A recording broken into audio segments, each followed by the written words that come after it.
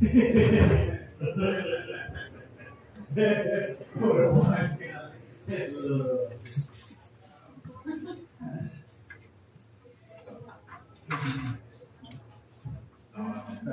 Yeah. Yeah, I'm about to say something different color. It's better. It needs a whole life there. Where's I saw that thing that Samantha put on there? It very quickly got. Okay, lunch? Well, apparently, people from Walmart. But I didn't realize that and what Chrissy was talking about at the same time. Yeah. Now you have one. Needs a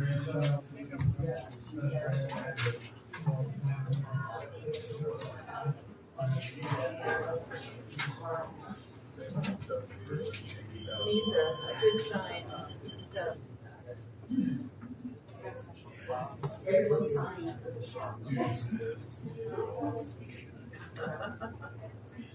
Well, you know, we have our priorities. That's plug in lunch.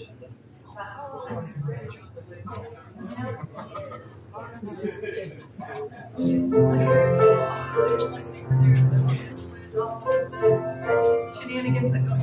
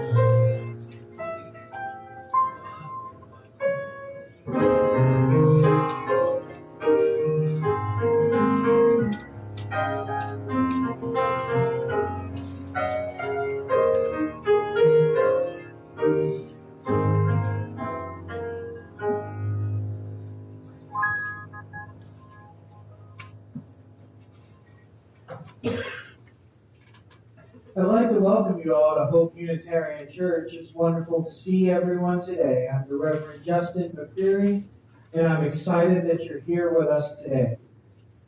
If you're new to Unitarian Universalism, one of the things I always like to say is that we are covenantal. We're not creedal. This means something very simple, and can be summed up with words attributed to David Ferry.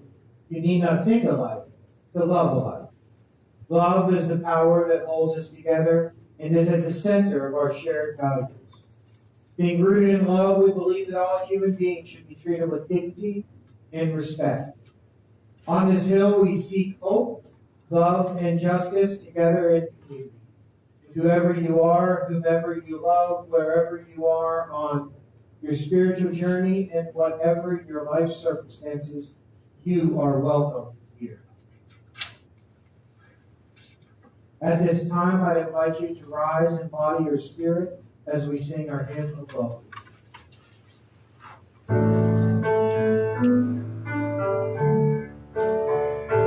We are here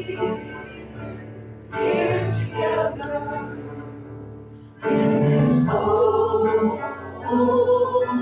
moment, and we're grateful for the winding road that brought us to this place. And we're grateful for the winding road that brought us to this place. You may be seated.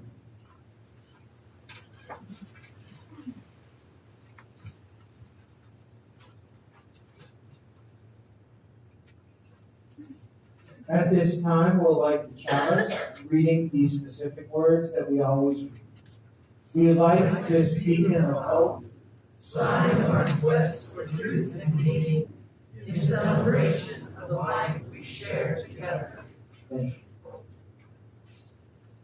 you. Our invocation today comes from Monica Jacobson Hennison, and it's called Who You Are Enriches Us All. We say welcome to your joy, your hope, your pride. We say welcome to your grief, your fear, your anger, and all the parts of you that are not yet ready to be seen and heard. Welcome to them all as well. And at this time, let's say our covenant together. Love is the spirit of this church, and service is its law. This is our great covenant, to dwell together in peace, to seek truth and love, and to help one another. And I would once again invite you to rise in body or spirit as you feel so called, and sing hymn number 323 with us, Break Not the Circle. Break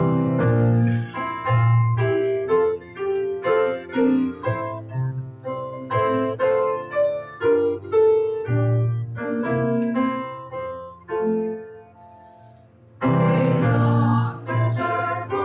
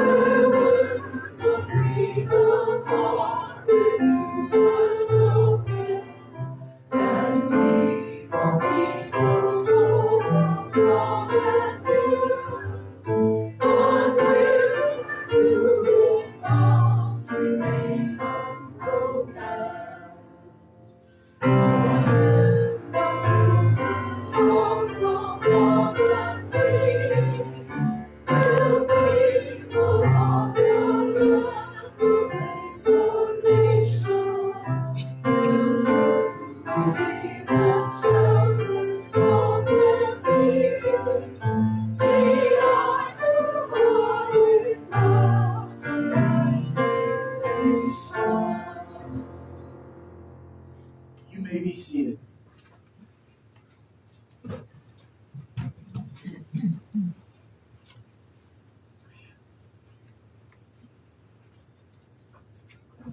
Okay, I've got some announcements. Of course, you all know that this is chocolate auction, so you have a few minutes after the service and then it's all over. So make sure you get your bids in. And next up, I would like to remind you that there is a group called the Her Story Hour, and it is some women of hope, but also any other women who need a safe place that would like to talk about the issues of the day, which are growing by the minute. And we're meeting on February 22nd here at the church from 1:30 to 3:30.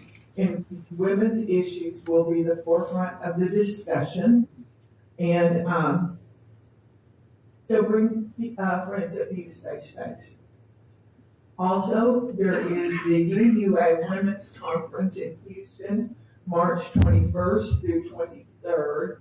And Diane Dudley and Vanessa Self are both going. And if you have never been to UUA Women's Conference, they're very energizing and informative and pretty fun. So talk to one of them. Feed the Homeless is February 15th. So right now is the time to sign up if you are interested in doing so. And the sign up is out in the lobby. Anita, where? Underneath the bulletin board. Underneath the bulletin board. And bring cereal and stuff too. Oh, and bring cereal and clothes and all the stuff that the homeless need. And Clara has told me that the first weekend in June has been scheduled for the garage sale. So right now is your time to look at stuff and go, I think that would sell. Put it in your garage so you can bring it up, and then we will have, yes ma'am. You also advise me notes not to bring clothes. Yes, and yeah, do not bring clothing because it will not be on sale. And let's see. Okay, number 6. Yes, we have, merch online. And if you will look to the back and look at the new merch that is available, yes, lovely. Come on, Boss. I thought we were going to be able to do our, do the runway and all that stuff. If you want No, that's okay. Please note, now I have old merch and mine is not colored. Theirs is new merch. And Christie's is a hoodie. And Christy has a hoodie. And being the technologically challenged person that I am, I decided I will just check this out, see how easy it is to find. Well, you can't find it on Facebook and you can't find it on the website, but you can find it if you try to get Hope Unitarian Church merchandise. Is what I did the first time. It's on a website called Bonfire. Well, you don't have to put that. All you have to do is put Hope Unitarian Church, and then you can put official merchandise, and that will get you there better. And then when it opens up, it looks like all we're selling is black stuff. Well, that's not so. If you look in the fine print, there's all different colors. You will soon be seeing me sporting a green hoodie that has a zipper front. And I'm getting an apron to wear when we feed the homeless so that you can tell where I'm from instead of just being a generic person from the homeless shelter. So there are aprons, there are hoodies, zip up and pull over, and all kinds of just fun stuff. And I have to echo what James said in forum. This is such a special place, and maybe it's time that we advertise a little because we are a very special place that we have a lot to offer, and this gives you a chance to make your elevator speech.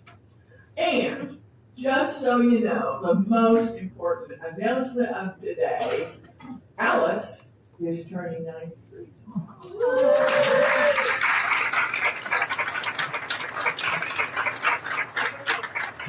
And that's 39.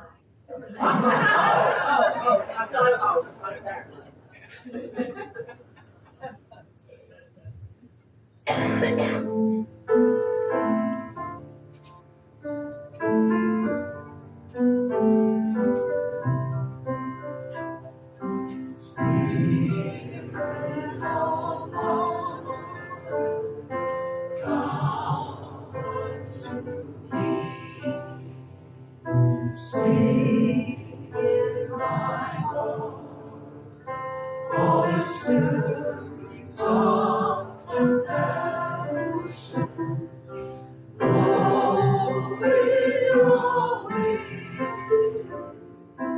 rise in the sea, moving on, giving life a shade of justice. So we set me free.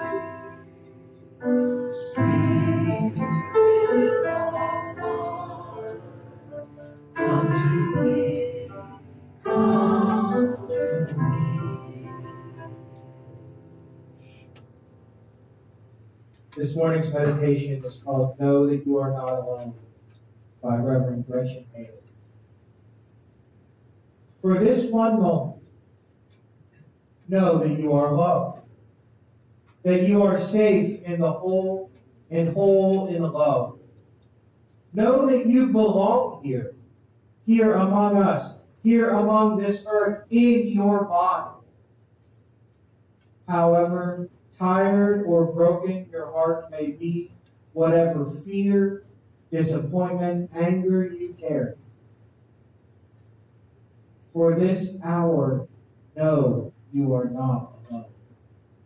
Feel the presence of others surrounding you, breathing beside you and with you. Discovering together the way our voices rise and fall together in harmony and in hope. Claim here a resilient freedom, the choice for love, for life, with joy, in gratitude, in praise, as a form of resistance.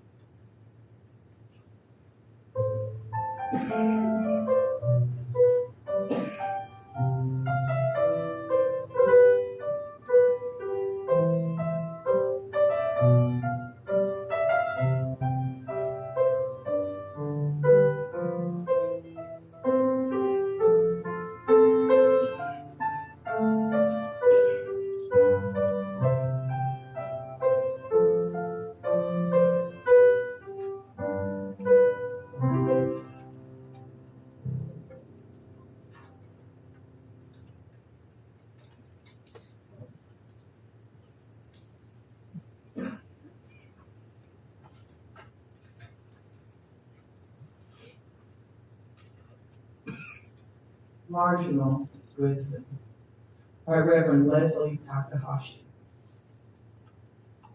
They teach us to read in black and white.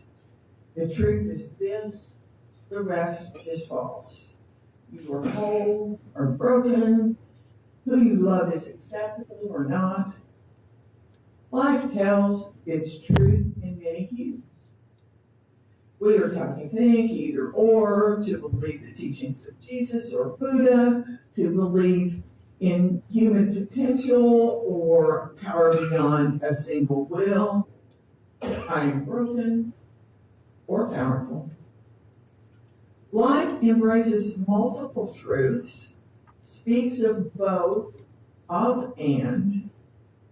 We are taught to see in absolutes. Good versus evil, male versus female, old versus young, gay versus straight. Let us see the fractions, the spectrums, and margins. Let us open our hearts to the complexity of our worlds. Let us make our lives sanctuary to nurture our many identities.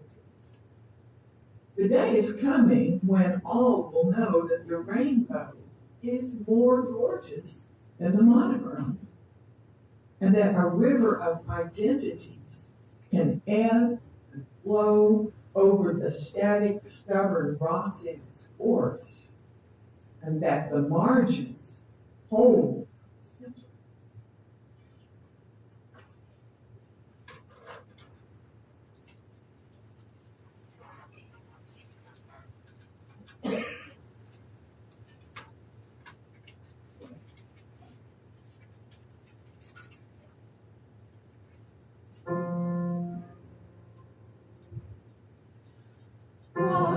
To every soul and nation comes a moment to decide in the strife of truth with falsehood for the good or evil side.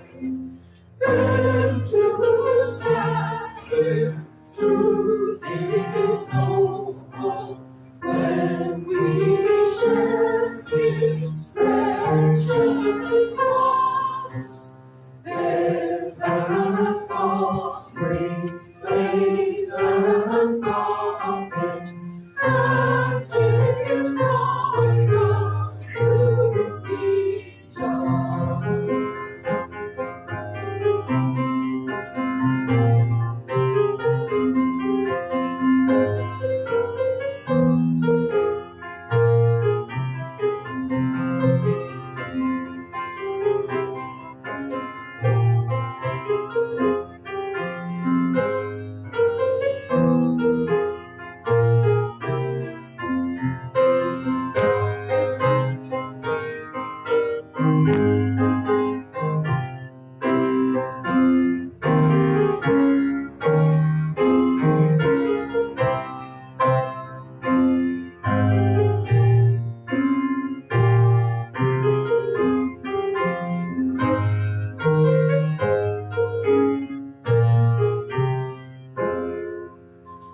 Once to every soul and nation comes a moment to decide in the strife of truth with falsehood for the good or evil side. And to stand with truth is noble when we share its wretched cross. There that falls with faith and profit, and his cross comes to be just. Oh, the cause of equal prosper, yet is to the Lord is strong. Though his portion be the scaffold, and the Lord the throne be wrong, then is the brave one chooses, while the coward stands aside, till the multitude make virtue of the faith they have denied.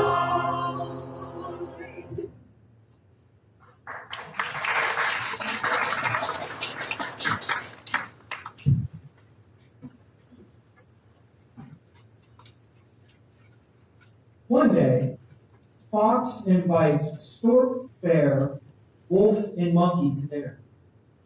Fox spends all day cooking a wonderful soup that is served in wide bowls, and most of them eat until they're full, thanking Fox for this fine meal. But when stork tries to eat, they cannot get any of the soup out of the dish, and they go away frustrated and hungry. Stork then invites fox, woodpecker, monkey, and pigeon to dinner. and cooks a wonderful stew, which they serve in tall fluted glasses. When Fox tries to lap up the food, all they can do is lick the top of the glass, meaning they go away frustrated and hungry after watching the others eat. Monkey watches the two dinners and decides to have their own dinner party, inviting each person to bring their favorite plate, bowl, or cup to eat from. When the guests arrive, Monkey fills each person's dish, and every person gets to eat and enjoy the company of friends. So if this were a story for all ages, I would now look down at the kids and I would say, so what's the story about? And to be honest, I'm not sure what they would say about this one. The story feels pretty straightforward. We're talking about a dinner party of 5 animals. The animals get something wrong. They get the china wrong. And it's not just because someone decided to go with blue willow or not. They get the china wrong because it's not accessible. It's all about functionality. It reminds me of a parable of the long spoons that is attributed to Rabbi Haim of Ramshashah. One day a man says to God, I would like to know what heaven and hell are like. God shows the man 2 doors. Inside the first one, in the middle of the room, was a large round table with a large pot of vegetable stew. It smelled delicious. It made the man's mouth water. But the people sitting around the table were thin and sickly. They appeared to be famished. They were holding the spoons with very long handles, and each found it possible to reach into the pot of stew, take a spoonful. But because the handle was longer than the arms, they could not get the spoons back in the mouth. The man shuddered at the sight of their misery and suffering. God says, you've seen hell. Behind the second door, the room appeared exactly the same. There was a large round table with large pot of wonderful vegetable stew that made the man's mouth water. The people had the same long-handled spoons, but they were well-nourished, plump, laughing and talking. The man said, I don't understand. God smiled. It's simple, he said. Love only requires one skill. These people learned only early on to share and feed one another, while the greedy only thinks of themselves. So there are some differences between the stories. In the first story, we have animals that need to learn a simple lesson, while the second story, we have people who have to learn a simple lesson. Of course, that is any parable, so let's see if I can do better than that. In the first story, we find each animal needs something different, where in the second story, each person needs to do the same thing. But that still doesn't hit the mark. The second story reminds us to think about other people. The problem is simple. The spoons are too long. The fix is feeding others. In the first story, fox, stork, bear, wolf, and monkey all have dinner parties, but it takes up until monkey for them to learn that each animal needs a different mechanism for feeding. The fox throws a party with wide bowls, but the stork cannot eat from wide bowls, so he says he'd throw his own party. He invites fox, woodpecker, monkey, and pigeon to another party. Wait, hold on. I'm trying to keep this straight. Now there's pigeon. Anyway, shoot, he wasn't at the first party. Anyway, stork uses flutes to provide the food. Of course, that means that fox can only eat a little off the top. But monkey was the smart one. He said, bring your own dishes. But it had a deeper meaning. It reminds me yet of another story. Dude walks up to Jesus, says, what must I do to inherit eternal life? Jesus says, what do the law and the prophets say? Love your God with all your heart, soul, and strength, and love your neighbor as yourself, which we all know the man is quoting Rabbi Hillel. So the dude says to Jesus, "Who is my neighbor?" And it brings up yet another story. In reply, Jesus says a man was going down from Jerusalem to Jericho, where he was attacked by robbers. They stripped him of his clothes, beat him, and went away, leaving him half dead. A priest happened to be going down the same road, and when he saw the man, he passed by on the other side. So too a Levite, when he came to the place and saw him, passed away on the other side. But a Samaritan, as he traveled, came to where the man was, and when he saw him, took pity on him. He went with him, bandaged his wounds, pouring on oil and wine. Then he put the man on his own donkey, brought him to an inn, and took care of him. The next day, he took out 2 denarii and gave them to the innkeeper. "Look after him," he said, "and I will return. I will reimburse you for any extra expense you may have." So like I said, there was stork, fox, woodpecker, monkey, pigeon, and the stork is throwing a party, serving the food and flutes, but the fox leaves. Great. He invites everyone else to the party and tells them to bring their own dishes. Now I know that I've just muddled 3 stories. And you're probably saying, "Justin, why don't you just do one story at a time before moving on to the next story?" And I think the reason I wanted to do that is because I wanted to invite you all into my brain. So you can start to see the stories the way I do. And if I really invited you to my own brain, the stories would be layered, and I would kick off to the second story in the moment that I thought about it while reading the first story. Because in my brain, all these stories are jumbled up.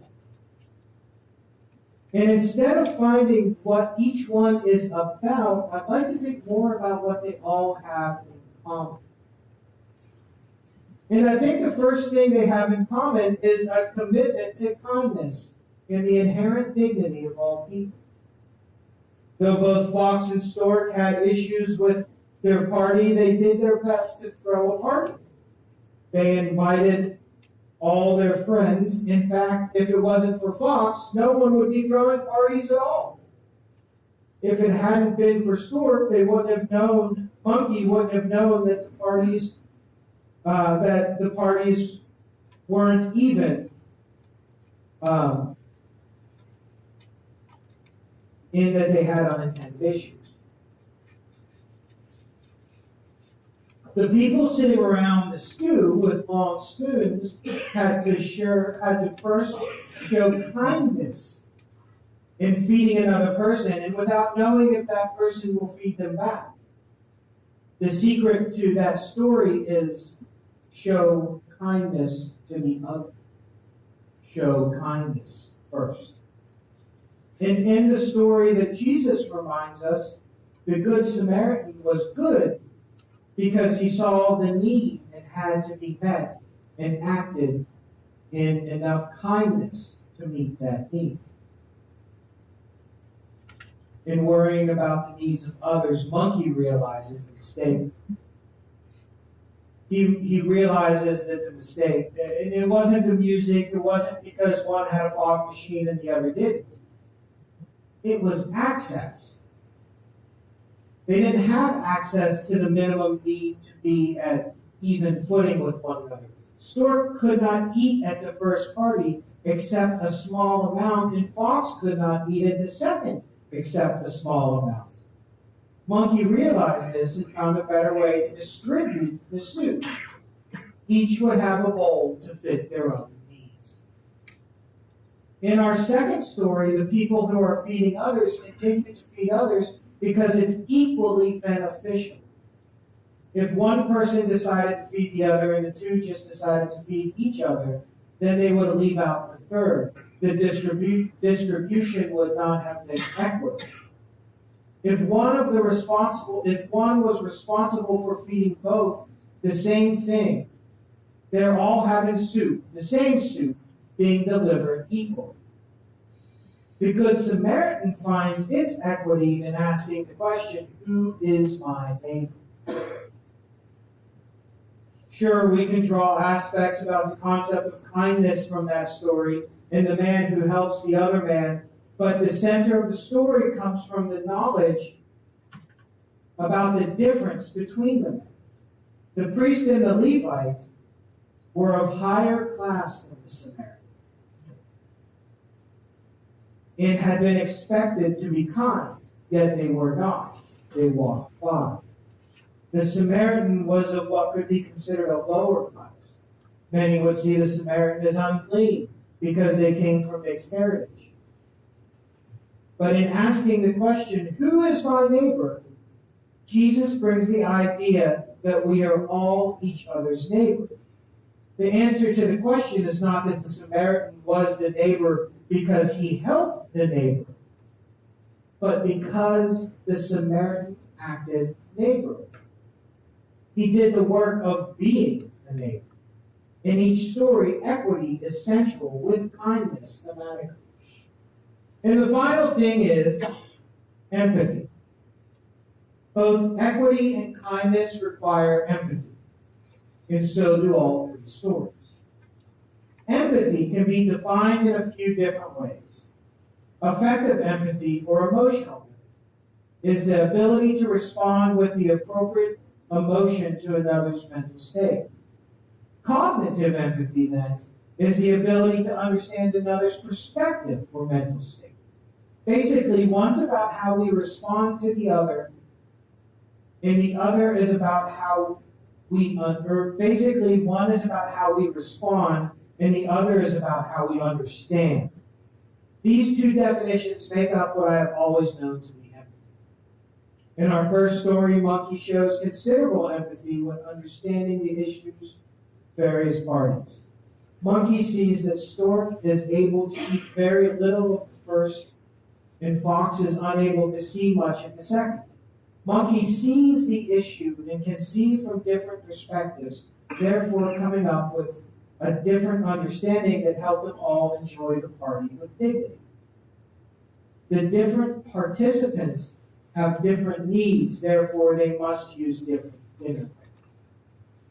In our second story, in hell, people are starving but unable to, in their own starvation, see that the others around them are in the same situation. Therefore, the only real difference between heaven and hell in this context is empathy. Those in heaven are able to say, I have an issue. This spoon is way too long, and I am hungry. I bet the person across from me who has a too long spoon is hungry as well. Maybe if I meet their need, they can meet mine. It's empathy. In our final story, we focus on what it means to be neighborly. Both the priest and the Levite are unable to empathize with the fallen man.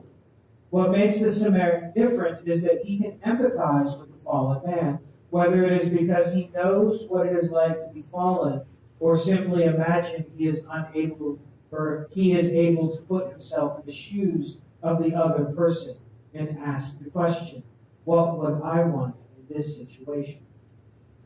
So in our three stories, the theme of equity is translated through kindness and empathy.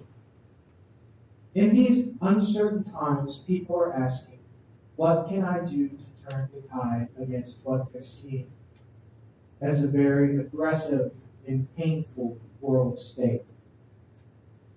What can I do to turn the tide? We have a lot of ideas. People want to protest. People want to do other things. But the first thing we do, we start with kindness. Seriously, start with kindness. We can get tied up in rhetoric to the point that we don't even realize our words have become vitriol and our actions have become vicious. We know because of our past that we cannot meet hate with hate. We must meet hate with love and must seek kindness and find empathy. The past week I attended a Southwest Unitarian Universalist Association retreat at this really nice Catholic retreat center in Texas. All the buildings were named for saints, and I was staying in St. Francis House. When I found out that I was staying in St. Francis House, I made the joke, well, I'll CC my way over here. Yeah.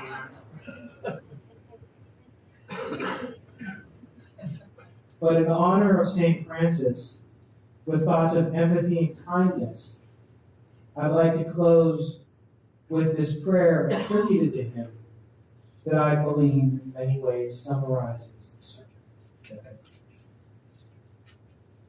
Lord, make me an instrument of your peace.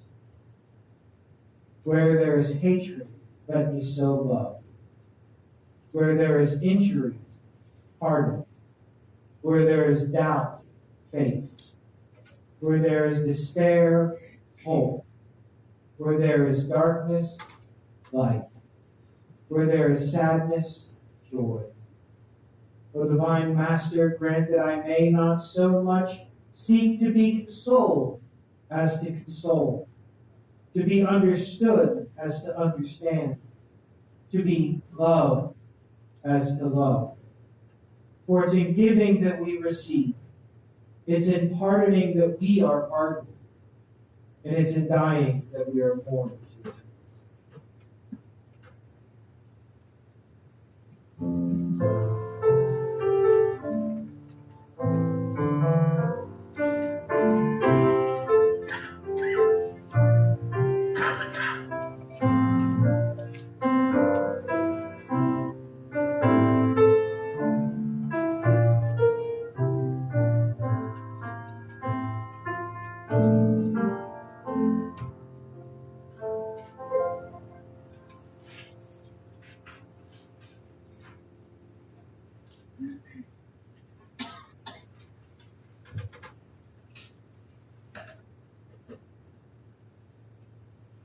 Our generosity recipient for February is Clare House.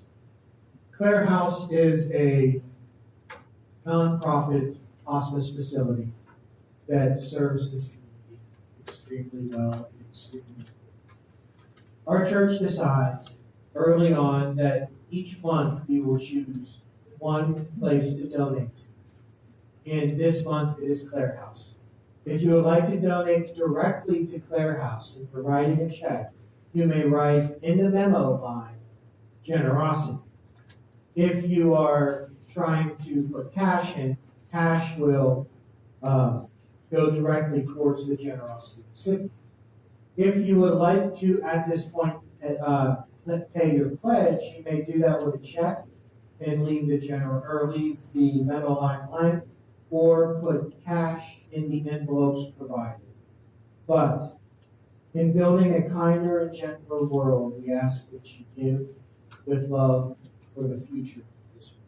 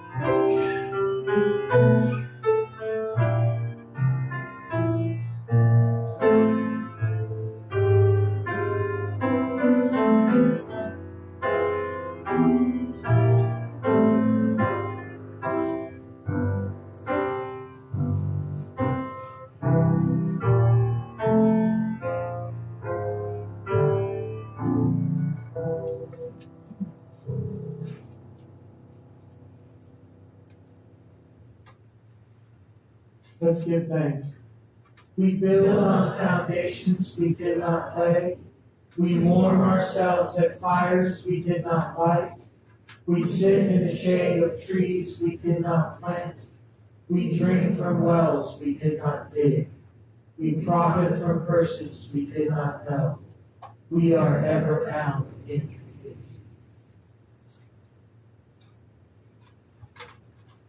Our final hymn will be hymn number 116, I'm on my way, and I would invite you to rise, embody your spirit as you feel so called.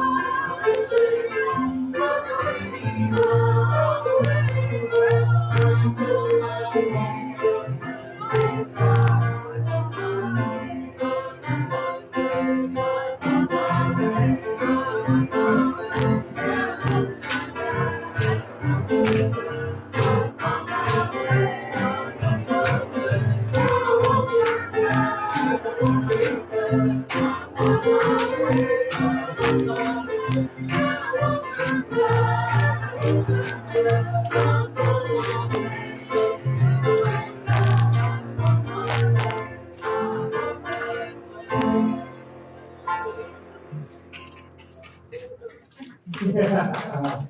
And as it is our tradition to light a chalice, we extinguish our chalice at the end of each service with these special words. We extinguish this flame, but not the light of truth, the warmth of community, or the fires of commitment. These we carry in our hearts until we are together again. In words of benediction, kindness, equity, empathy. As we move forward in the world, we remember kindness, equity, and empathy. Go in peace.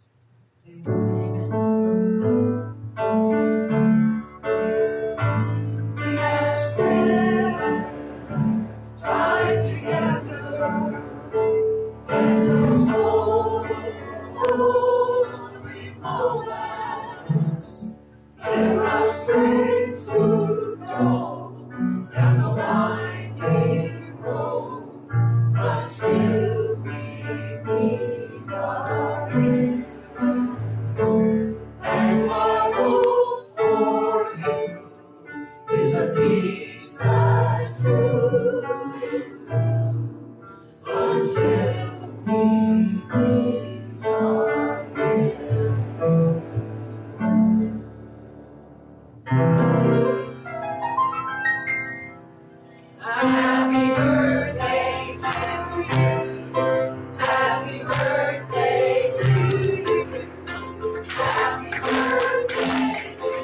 Shout!